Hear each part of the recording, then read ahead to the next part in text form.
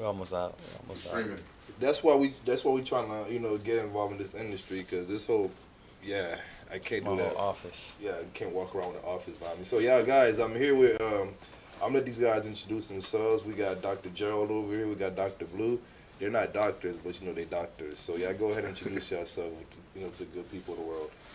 Man, it's your boy, it's G from the East. My name Gerald Pierre. I'm from New York. I was raised in Atlanta. What, Well, I you ain't got from no New York, kids, but you no was raised kids, in no Atlanta. kids. Huh? That's a weird mix. Oh yeah, I'm from New York. I was raised in Atlanta. I know the Okay. cowboy hat might throw y'all off. Yeah, I'm but- just confused but- because but he's from New York, raised I in just- Atlanta, got cowboy boots on with a cowboy hat, look like he's from Texas. I And you just like a- style. I just like style. I just like style. I like to dress any kind of way and make it look good. That's all. That makes sense to me. Then we got Blue over here. Blue look like he does push-ups for breakfast. Yes, so- I do. So my name is Blue Flurry on Instagram. As per se, Blue Flurry. Originally from Florida, here in Atlanta. Atlanta's the new home. So I'm big into fitness, big into trading, and now we big into the investment world with insurance. So Okay. we're just here to bless the world with some information. All right, so I'm gonna ask the same questions to just about everybody for the next 2 seasons or whatever. What we call them episodes or seasons in these pop. Episodes. However they Episodes. work, man. Episodes. All right, we're gonna do the same questions, right? So I want to call this financial literacy for the hood. It's a little There we go. funny, but why not, right? We So- all need it. So Gerald, right? What's the first thing? Okay, imagine I'm from the hood, right? So called. What's the first thing I need to learn about money? How to double that money. What about you, Blue? I mean, you're not. I know technically, guys, I'm not from the hood, but it was down the street, and I used to ride my bike there a lot. Okay. Fact, same. So, Blue, what would you say? I would say, the same thing, how to make money babies. Okay. How to make money babies. How to make money, babies, right? So, why do so many of our people, our skin colors, we chase fast money rather than trying to build actual wealth? Why do you think that is? I think it's a placebo effect. The placebo effect, which means you get it so fast and you blow it so fast, and it's like it really is a feeling that's there temporarily. So that's how I feel. Okay, what about you, G? I think they just like the easy access of fast money. Being Like- able to go get it whenever they want to, right then and there, rather than building something that can make them consistent money. Okay, that's a good point, bro. So, do you think it's possible to flip, legal money like illegal money? Does that make any sense? Yeah. Do you think you're able to actually flip legal money like you flip illegal money? Yeah, that's actually the thing. Yeah, that's a good statement. Yeah, you definitely can. Like, give me some ways. Like, how would you say if I want to think about a drug dealer, right? Guys, I don't sell drugs, okay? I don't know nothing about this stuff. I watch a lot of movies, okay? So let's say I picked up some stuff and I brought it somewhere and somebody paid me some money for that stuff. It took me an hour and a half to do it, right? And off that transaction for whatever I just did, I made like $3,000. What other industries is there out there where I can just pick up one thing, do something else for an hour and make $3,000? Like, can you name me a few? Life insurance, for one. I knew you was gonna say that too, bro. Life insurance, contracting. Okay. Okay, so that's two. What else? Property rentals. Rentals. Okay. I guess you certain properties you can. Okay. Um, You see what I'm saying, bro? Yeah. It's not too many options in the world where I can come from from where I'm coming from to making $3,000-$4,000 legally, right? So, Blue, what other ideas you got? He said contracting. He said life insurance. What did you said? contracting, life insurance, property rentals. Property rentals. Okay, perfect. So one of the quickest thing I could say that I'm accustomed to knowing that can make that money that quick is trading, right? But there's going to be a lot of sacrifices with money being put up to even get to that point. But life insurance, you can pay a simple investment and make that in an hour with no stress. Okay. So that's one of the big differences I can make. you But know. on the legal terms, guys, we're not saying you can come in here and make $1 billion of life insurance just by coming in here. It takes some work, it takes some effort, but we're saying that it's one of the few industries that you can't do that in, right? Which is great. Now, Gerald, how do I go from living paycheck to paycheck, right, or what you call a hustle to hustle, to stacking for the future, to actually getting involved in the industry where I'm actually building what you call generational wealth? How do I go from that transition? How do I do that transition? Well, how would you, in your mind? I'm used to the hustle now. I'm hustling day to day, but now I want to make a transition to where I'm actually doing things the right way. I'm actually paying my taxes, filing taxes, first of all. How do I make that transition? How would you suggest somebody make that transition? I ain't gonna lie. It's a good one, right? It's a good one. Because it take a lot of dedication for one. A lot of mind building.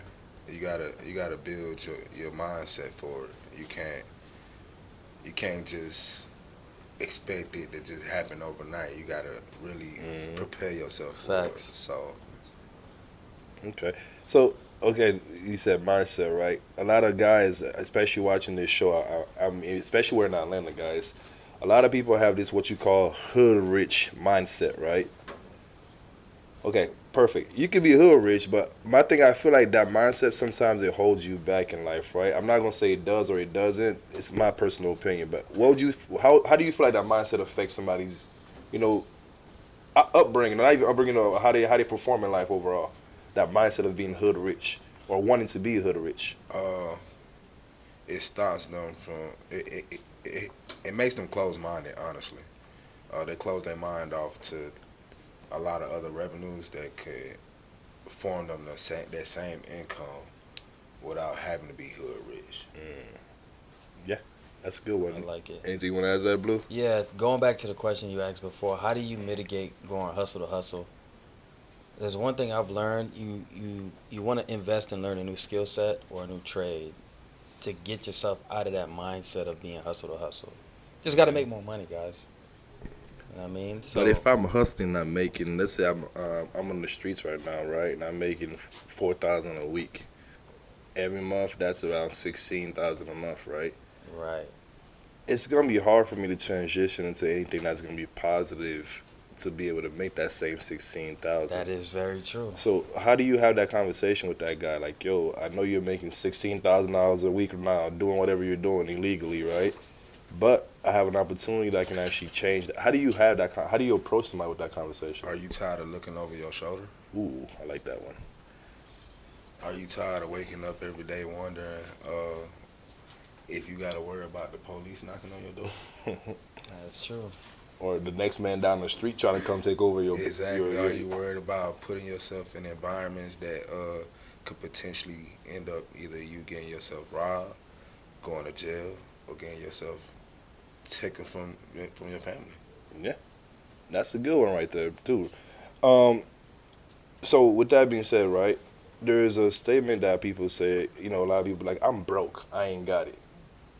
I hate that statement because I feel like being broke is a mindset, right? 100%. So how do you bounce back from that broke mentality to where I'm like, okay, cool, I just don't got it right now? Like, what's the shift with that? I know a lot of us been to a situation. We've all been down and out before, guys. We can't act. We came from money, or some people did, but most of us haven't. But how do you change that mindset since we're on that subject as well?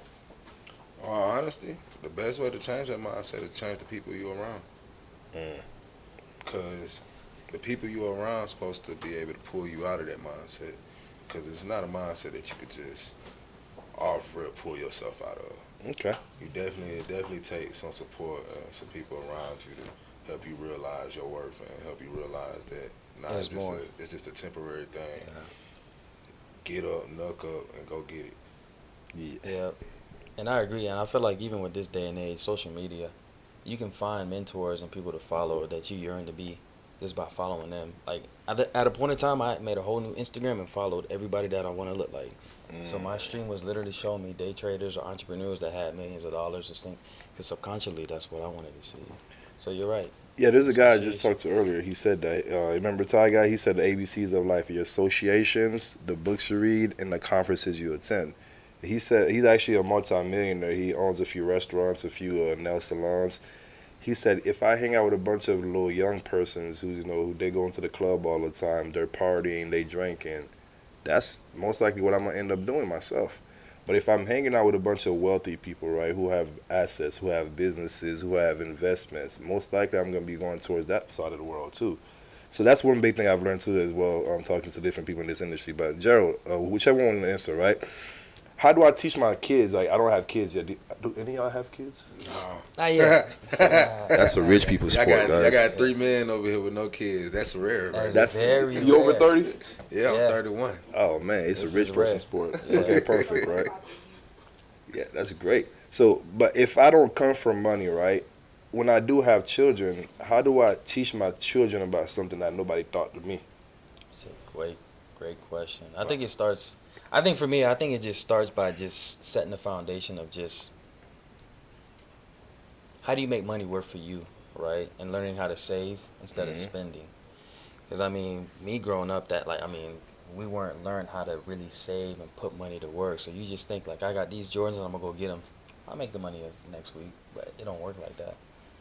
You know what I mean? The best way to show your kids is to be the person that be that example. That's a good one. You a great one. can't like we always say, you can't expect somebody to follow you if you're not doing it. Mm-hmm. So the best way for your kids to want to learn, they're gonna want to learn what mommy and daddy do regardless. Facts. They're gonna always want to be up under you. They gonna. I know that whether I got kids or not, I got nieces, got kids, Oh, so yeah. I see it. I know it. So the best way for them to learn is for you to be that person. Yeah, and what they say, your kids are gonna do what they say 100% of what you do wrong and 50% of what you do right. So be careful what you're doing wrong around these kids, right? So I have a few questions before we can wrap this thing up, right? When I see somebody, right, it's call out questions I call them, right? How much, or it's 3 things I want you, actually the audience to think about, and we could kind of talk about it at the end. How much are you really paying to look rich? Because the big thing I realize is that people are not really what they claim, what they post to be on Instagram, right? What they make a post about, it's not what really they are, right? The next thing is, are you working for the money or is the money working for you? That's the second thing. And the third thing is, would you rather look rich for the next 5 years or bust your ass for the next 5 years to be rich forever? I heard that from, I forgot which, it was a podcast that somebody said that, right? He said, a lot of these young boys, they don't realize that I have to put 5 years, 10 years of a sacrifice into some kind of an industry, right? And that'll get me rich for the rest of my life. Or I can put 5 years into the street and be balling for 5 years but be in jail the rest of my life. Which one you guys rather have? They can choose. Nah, If y'all have anything to end off with, guys, that's my statement. I want to make a call out to the people that are watching the video. Just make sure you make the right choices, especially in this day and age, especially if you're coming from a background where you don't have anything, you don't have any examples. Make sure you are that example for people around you. That's what I would say. and make sure you be around people that with the same mindset. Change your environments all 2025. Change. Be around people that want to see you win. Be around people that want to help you win, and vice versa. Be that person for others as well. Yep, and every decision you make has a consequences. Has a consequence.